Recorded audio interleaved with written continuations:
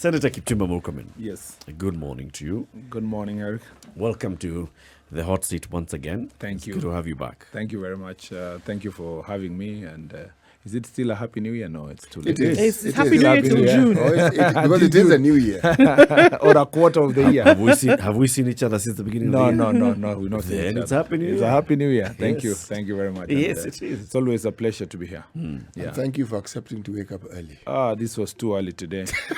Considering the match last night, we sat late to watch the match, but it was enjoyable. So waking up this early was not Who easy. are you supporting between Egypt and Senegal? Definitely Senegal. Oh, now you can say Senegal. I said it before. I said it before. You just wait for the team that wins. No. See, I said. No. So your team has been Senegal. No. What was your team My for this? team was Nigeria, so we were eliminated too early. We really were. But your choices are stellar, I must say, Senator. Yeah. You So- choose one that loses spectacularly and you choose one that wins spectacularly. I want to ask, what determines your choice? What is it that made you choose these teams? I don't know. I mean, generally, even if you ask yourself why you support a particular football club, it is the first time you watch football, for example, or the first players who made you like the particular team. For example, when I started really following Nigeria, we all know that they were doing so well. It was in the mid-90s. And that time we had JJ Okocha, you had people like Emenike, you had people like Kanu Nwanko, you had Chande Olise. All of those players who came to play here. We actually... I'm very impressed. Babayaro. I'm very impressed, I won't lie. So Taribo West and all those players. So that time, so because of that, then historically, And then they went ahead and won the Olympics. and then they And won then the that cements you Olympics, to them. and you know all that, and they were playing very entertaining football. That particular time. Then slowly, you now develop just a liking for particular teams. Yeah. Great. A lot is happening politically in the country, and that's why we have you in the studio, so we can discuss this. And let's start with a bill that will be coming to you in the Senate after it goes through the National Assembly. Yeah. And this, just reporting of it, has raised a lot of controversy. Yeah. This is the Elections Amendment Bill. Correct. That's before the National Assembly. Correct. Now, reportage of this particular bill has, pinned it as saying that this bill is seeking to, first of all, remove the live transmission of results. Secondly, this bill is seeking to reintroduce the archaic manual transmission of results or even manual voting and very many other things. What's the correct position? I mean, you're a lawyer, you're a legislator. First of all, I am privileged to be here, having served in the select committee that was established after was it Code Mandamano? It wasn't NASA yet, about the election laws. And so I was in the select committee that was chaired by Senator James Orengo and Senator Kiraitu Murungi then. And we were all there, myself, Mutula, Moses Kuria, and all these actors. That time, Boni Kalwale was acting for the other side. Mudam also was acting for the other side, and we are all in this committee. One of the most transformative provisions in that law, as amended in 2016, was to make sure that results are electronically transmitted, meaning that in every polling station you have to scan the results and be able to transmit. And then there was also the part of biometrics, making sure that verification is biometrically done. But the voting remains manual. We all know that our voting is not yet electronic. In other parts of the world, you get to the polling station, you use your biometrics, and then also you choose your candidate from a machine, which is electronic. But ours, you manually do it, finish, and then from the polling station, the scanned copy is the one that is transmitted. The Forms to 34s. Now, because of the confusion around the presidential petition of 2017, the Raila Odinga versus Uhuru, the there is an amendment. Now we don't know. You saw that IEBC is saying, okay, they owned up to the amendment, and then Jubilee itself is disowning the amendment. But we all know that an amendment that comes from IEBC usually comes through the committee. So the Justice and Legal Affairs Committee should have been the one prosecuting the bill. And what happens is that they meet pre-publication, they meet with the commission and they agree on a raft of these amendments. Then now it's introduced to the House, and then again a process of public participation ensues and the debate and all the amendments that are going to follow. But this an amendment that comes from government, that is originating from the state, comes through the majority leader. In this regard, this bill has been published by the majority leader, meaning that the government is owning. It's coming from the executive. The executive itself. That's the first suspicion. But number two, if you look at the amendments that have been put forth, most of them are saying that, particularly the amendment of Section 39 of the Act, is focusing on the authenticity of results being based on the manually delivered form. Now it is both 34 and 35. Yeah, the original form in polling station and the collated form in the constituency. Now, if you why we were opposed to the argument that electronically transmitted results was important for IEBC is because of the history that we had, that if you say you're just going to wait for manually delivered results, then you're going to have this controversy all the time about a polling officer running away. Like we saw in 2007, Kipchumba to say, I don't know where that is with all that. And so that is what generated the debate. So there are two things here. Yeah. Just for purposes of having everybody on board in the conversation. There is, after the 2013 petition, and then they moved to amend the elections law in 2016. Correct. And this is what now formed this it's actually a joint parliamentary select committee of both the National Assembly and the Senate, where you sat. And both sides of the political divide. It was 50-50 actually. And then that ended up with a law that was amended. Correct. Then we went to the Supreme Court. We went to Supreme Court. And what the Supreme Court still found faults with the IEBC's process of transmission of results. By the way, Eric, I disagree with Supreme Court 100%. Yeah, I believe that Uhuru Kenyatta won the elections free and fair.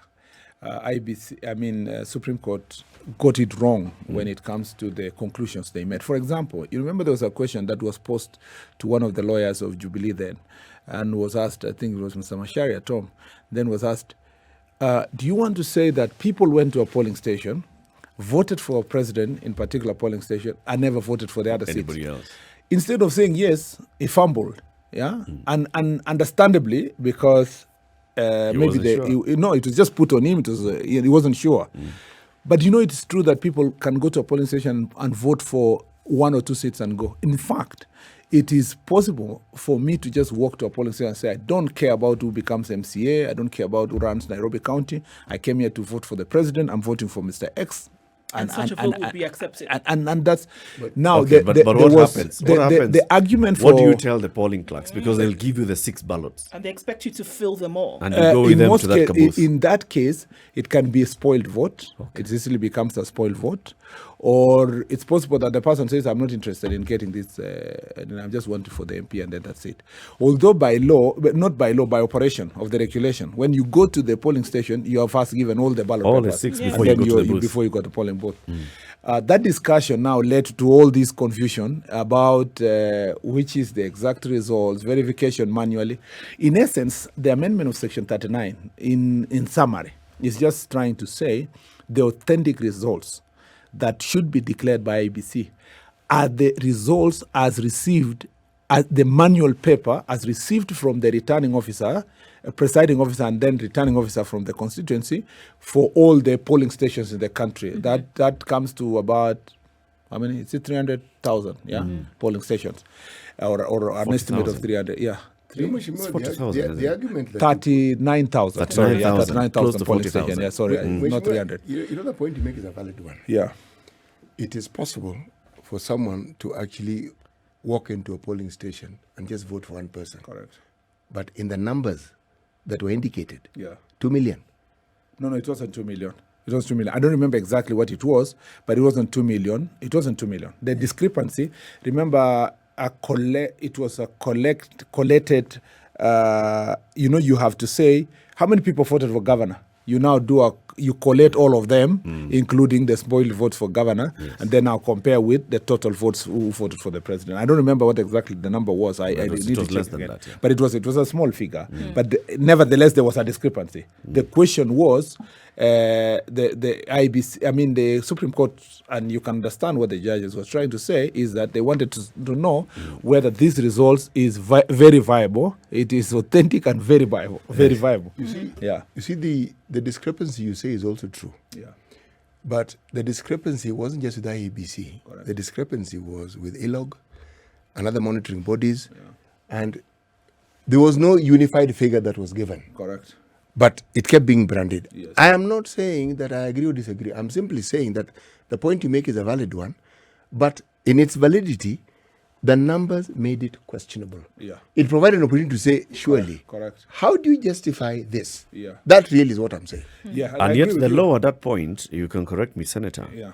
the law as you had amended it in 2016 Correct. was saying that the result is what has been sent electronically. Electronically, correct. That we shall not recognize the physical form. Yeah.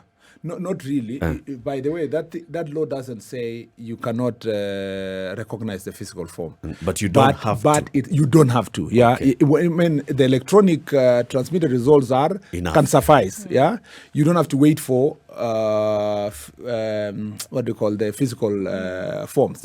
Now, what is going to happen if this law is going to be amended is that the commission will have to wait. The returning officer, the constituency, will have to wait for all the physical forms.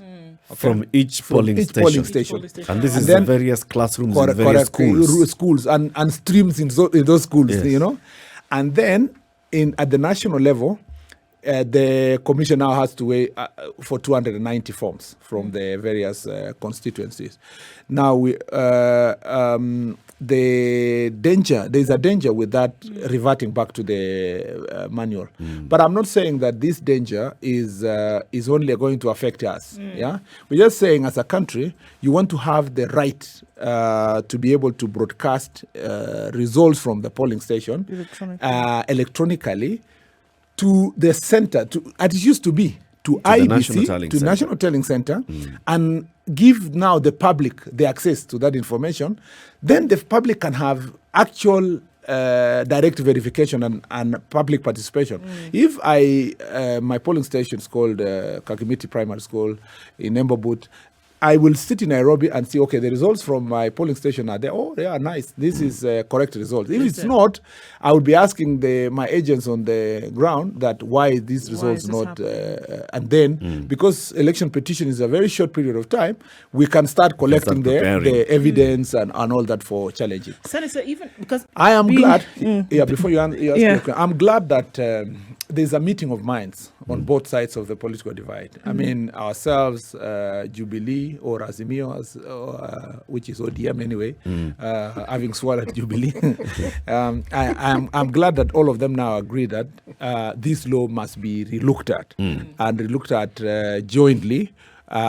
Even though they are disowning. I don't think disowning was going to help the situation because the majority leader is a majority leader of a party that is in government at the moment. There's no point of disowning. It's just to say, yes, there seems to be some errors in this amendment of Section 39. Let's sit together. Let's look at it. In fact, I focus so much on Section 39. If you go back to Section, I'm forgetting which section was that, of the amendment, Section 20, sorry, just give me 1 minute, I confirm. It is this section that deals with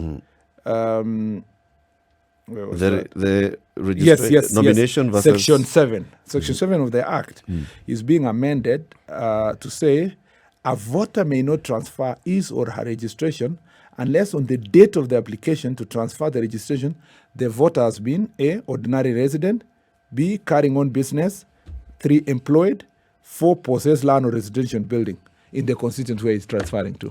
That's actually an issue that has already been a bone of contention with the current registration exercise. Correct. Ndu, you had a question, then you can also now add on to the issue of the voter registration. I mean, I think even as you're looking at this from a Senate point of view, right, and then looking at it to be able to argue it also from a legal point of view, I think it's very important to look at the reasoning behind this. Correct. Because I'm hoping that it was not just something pulled out of a hat and said, well, let's just do this. Why do you think that to what many people have called regress to having actual humans having to carry results to the national center? Why do you think that they would make that decision to include it in an amendment bill? I wanted to read two things only. One was let me go back to electronic transmission. If you look at Section 39 as it is at the moment, 39(1)(f), it says, G, sorry, not FG. The Commission shall, to facilitate public information, establish a mechanism for the live streaming of results as announced at polling station, and the results so streamed shall be for purpose of public information and shall not be the basis for declaration by the Commission.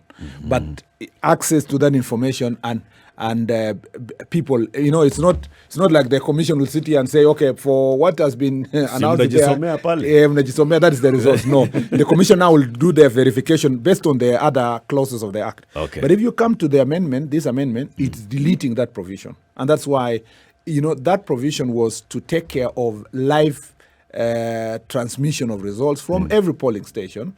It was to give room to also independent observers, media houses, and so forth, to give their exit results, like it is done all over the world. That in our, we are so and so media house.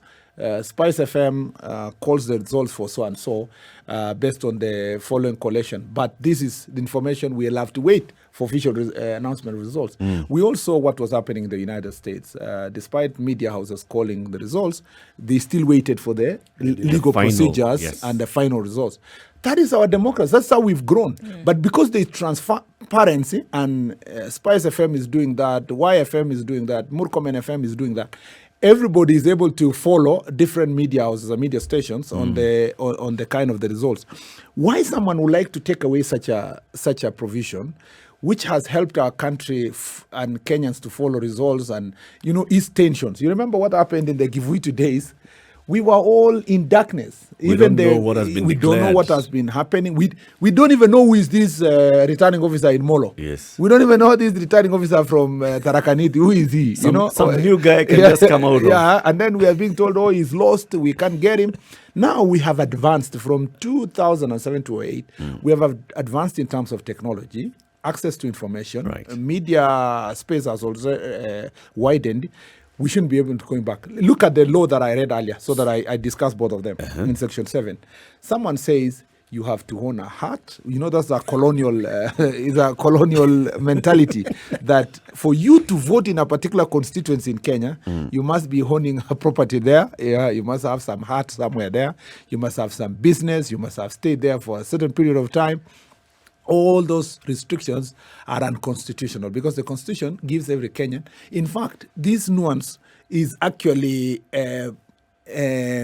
dangerous. If I was to voice it, if I was to stand somewhere and say, kama una shamba hapa usiwezi kupaliwa kupiga kura hapa. I will be arrested for hate speech. Oh, yeah. If I stood somewhere and said, if you don't have business in this county, we are not going to accept people who came the other day.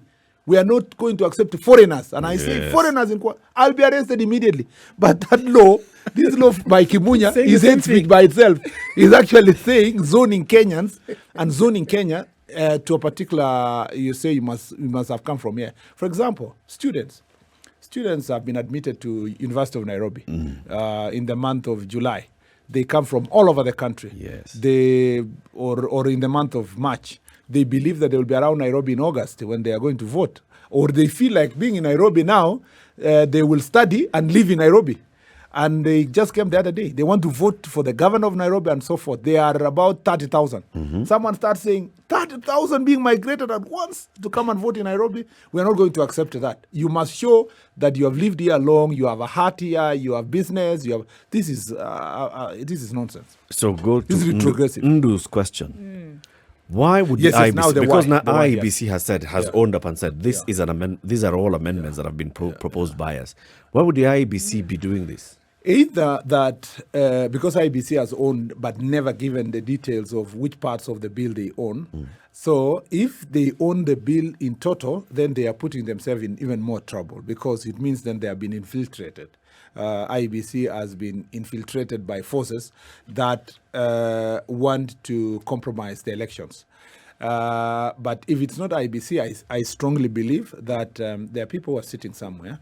You first of all, don't read this election amendment law separately, and then you read the political parties' amendment differently. No, they are one. In fact, some of the provisions here are validating the amendments in the Political Parties Act because they are cross-referencing. Like which ones? There's a number of them, and it's been including, although they are not, these ones are not fatal, things to do with definition of what is a nomination and what's a registration. Yeah. For example, I'm not saying that they are serious, but they move together. They complement each other.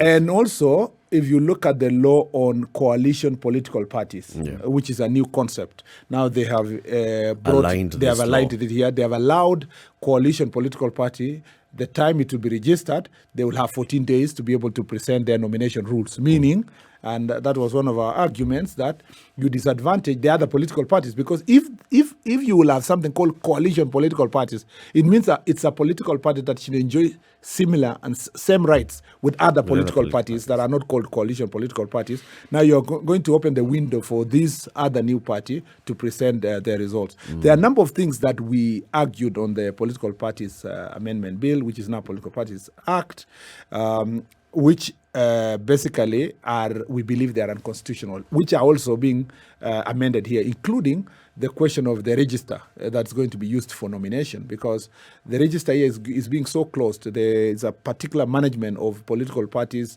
freedom to use mechanisms for nominating their candidates that they will wish to do. So we are constricting the political space and the democratic space that is enjoyed by political parties. All these laws are targeted in assisting, in our honest view.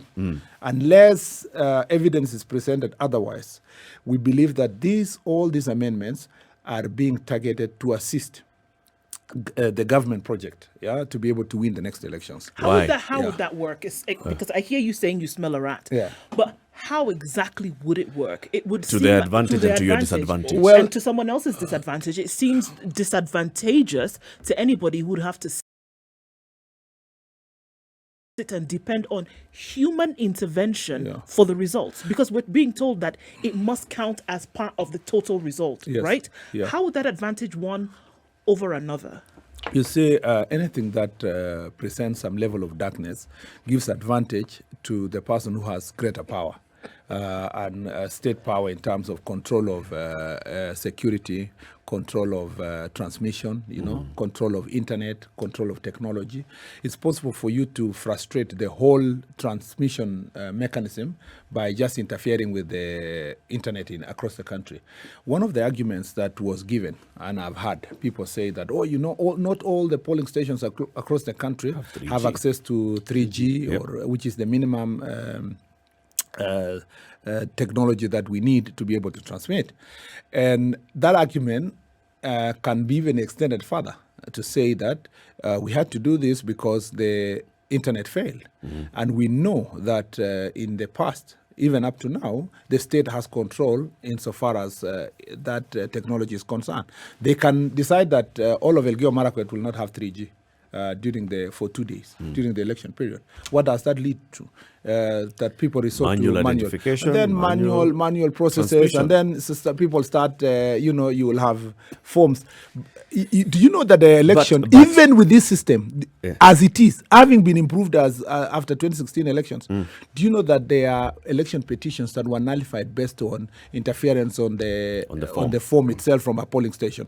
Just imagine an unpopular government project that is being assisted, and you want to frustrate as many polling stations as possible in the results. You are capable of doing that in darkness because there is no accountability. And let me tell you something. It's one thing to be told that, okay, if that happens, you have a right to petition to the Supreme Court. Sure. Yeah. Yes, I have a right to petition the Supreme Court, but why do we have to wait until that level of going to the Supreme Court? Why must we go to the Supreme Court? Exactly. And suppose the evidence is, suppose these characters walk back, yeah, And they reverse what piecing they've done. together the evidence, and then they are able to convince the judges that everything is in order. Many people will have been disenfranchised. Voters will be disenfranchised. But I see another side to this, Yeah. Senator. Just the same way you've described. So one day, your local primary school in Embobut and others in Elegeyo-Marakwet, Yeah. there's an issue and they're not able to transmit. Yeah. In fact, in the last election, if I remember the petition documents, yeah. some 1,600 or so Yeah. polling stations were not able to transmit Correct. their results Correct. because of whatever technological issues they had. Correct. Now, this is what led to the branding of Vifaranga via computer. Yes. Because everything had to be transmitted electronically. Correct. IEBC had to rely on what it's receiving electronically. Yes. And they had to announce the results Based on what comparing the electronic with the manual. but they didn't have time to actually. Yeah, correct. They were not requiring the returning officers from the 290 To wait. constituencies to come. correct. They declared Uhuru Kenyatta the winner. Yeah. Based on the forms that they had received and looking at the forms and saying this one looks okay, legitimate. Correct. Now, here is another layer that's saying you can look at this form. If you find there's a question with a form that has come from this particular constituency in Elegeyo-Marakwet, wait for the physical one, look at it and compare. Correct.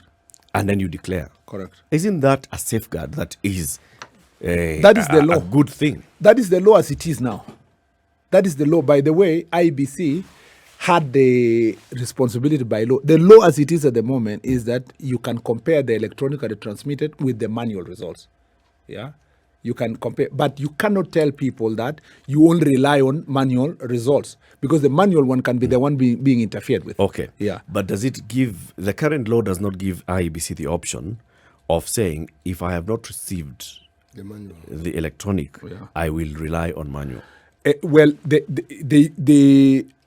it is discretion. It is their discretion. They can say we have received the results. It was transmitted electronically. We are good. Yeah, but they can say also we are not. There is an objection insofar as these results is concerned. We are waiting for waiting the for the physical results. So what is the amendment seeking to do then if it's already in law? There's amendment seeking to say that the electronic transmission is not valid.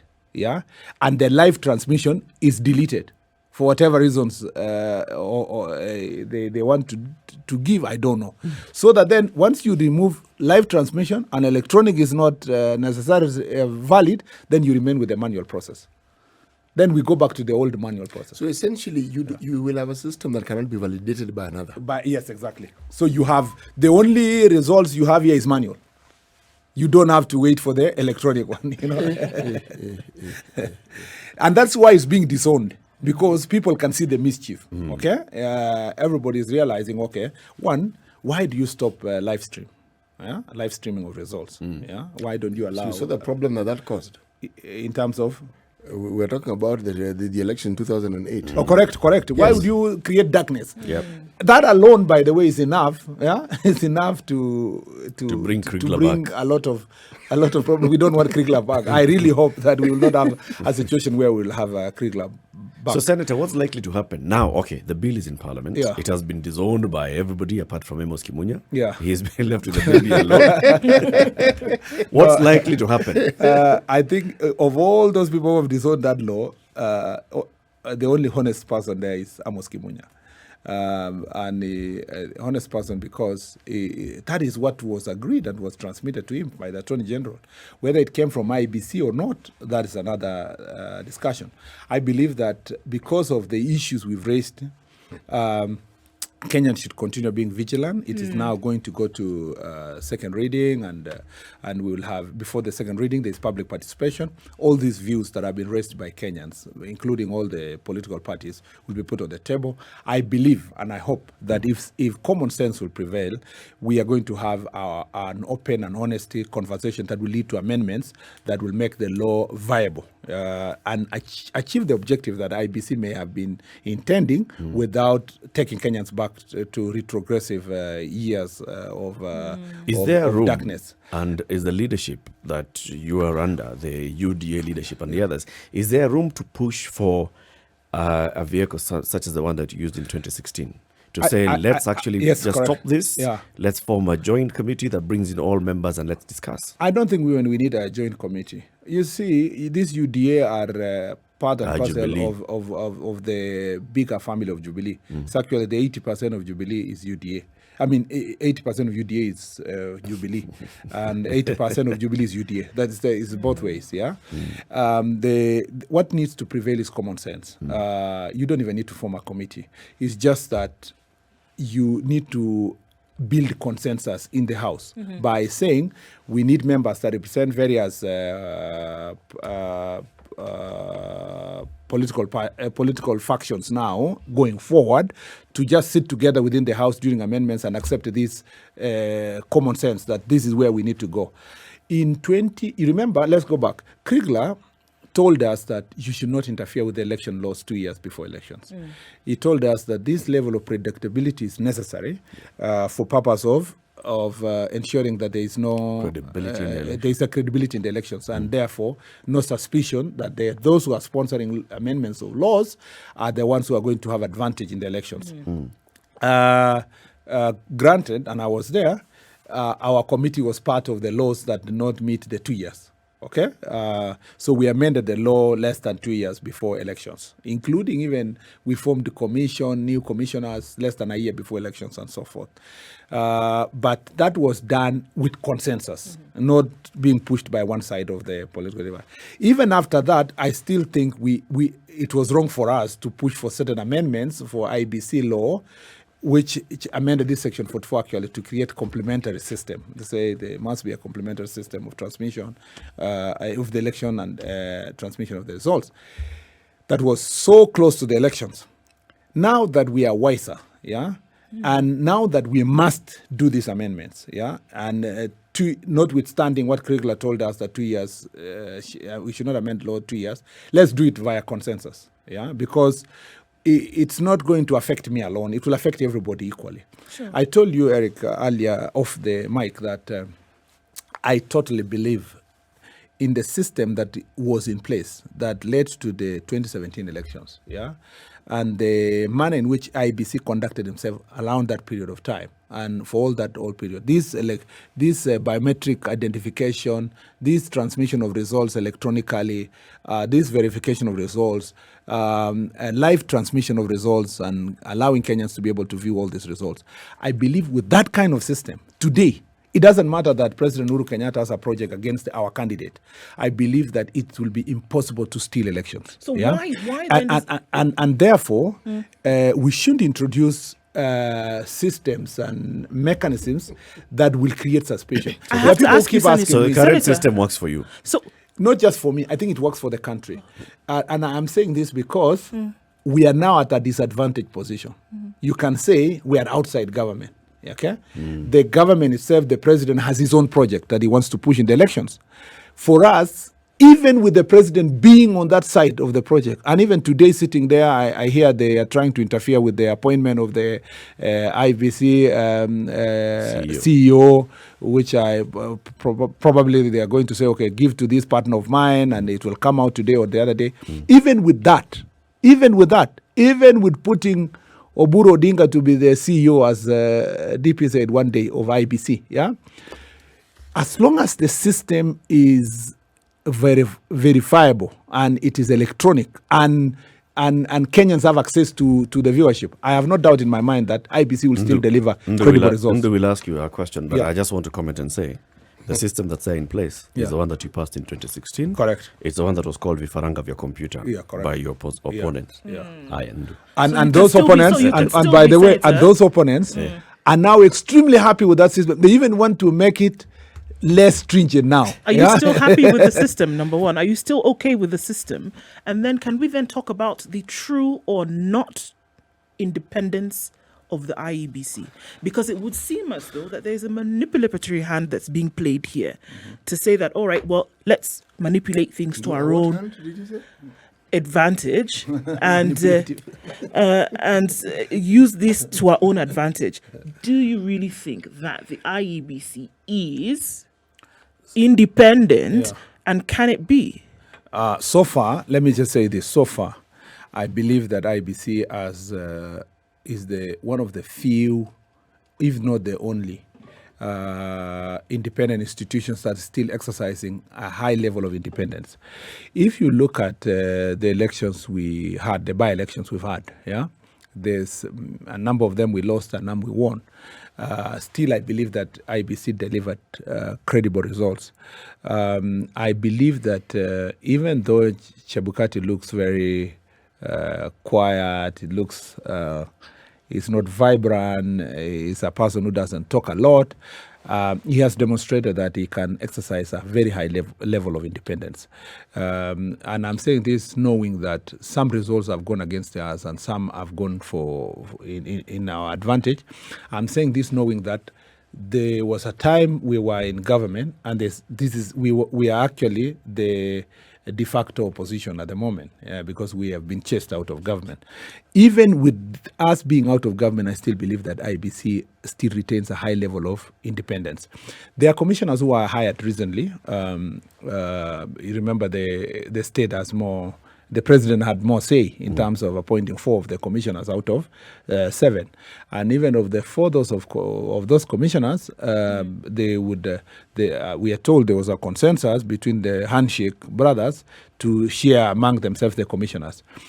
But for as long as they follow the law as it is, and the system of IEBC as it works, I still believe that the results are going to be credible, that the independence of IEBC is going to be achieved.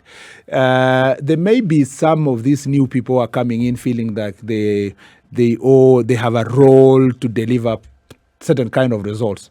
But I can tell you, as a matter of fact, that for as long as the system is not interfered with, they will have a very little room for manipulating the results. You know why?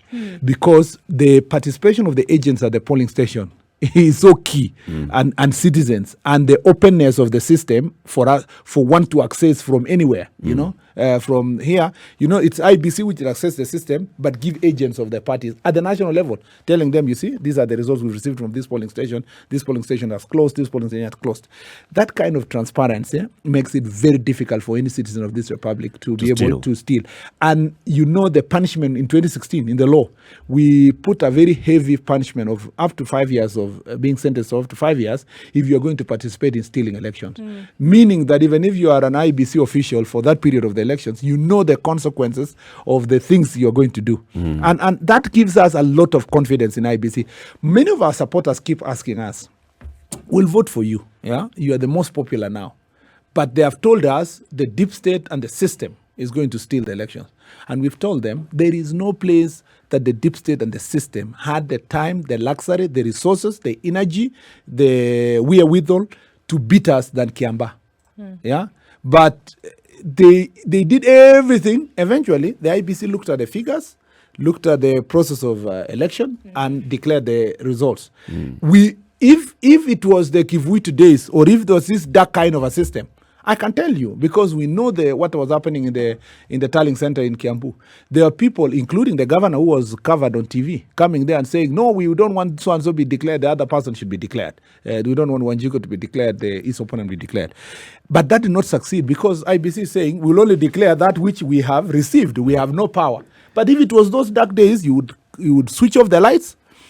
At that point, even the returning officer at the polling station knows that he's being He's been monitored. He's being monitored countrywide. through the system by the commission there, and he was going to carry his own cross. And no matter how much you love the other side of the political divide, you know that this system is too transparent for you to be able to play monkey games. We want to take a break and say goodbye to the audience on KGN Home. But before we do that, let everybody hear this.